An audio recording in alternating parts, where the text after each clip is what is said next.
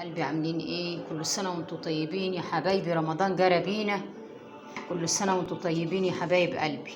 طبعا احنا هنعمله معاكم فراولة اهو يا حبايبي، عصير. كل سنة وانتم طيبين بالعودة علينا وعلى أمة الإسلام، وربنا نصر فلسطين والدول العربية يا رب، وأمة الإسلام ربنا معاهم وينصرهم وينصر بلادنا. صليتوا على النبي يا حبايب قلبي. وده طبعا زيتون اهو، وده زيتون كبير ماشي ومخلل.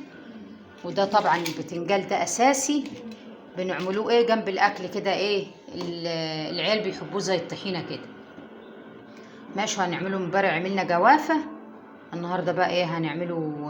عندي ازازه جوافه يبقوا نحطوها بردك على الفطار ماشي يا حبايب قلبي. اللي يحب يشرب من ده، اللي يحب يشرب من ده على حسب ما بيحبوا.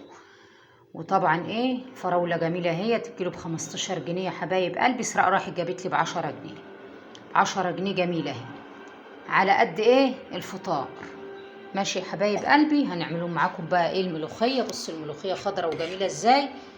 اللهم صل على سيدنا محمد واهل سيدنا محمد. الاضاءه مش قد كده يا حبايبي اهي، ملوخيه خضره وجميله وزي العسل.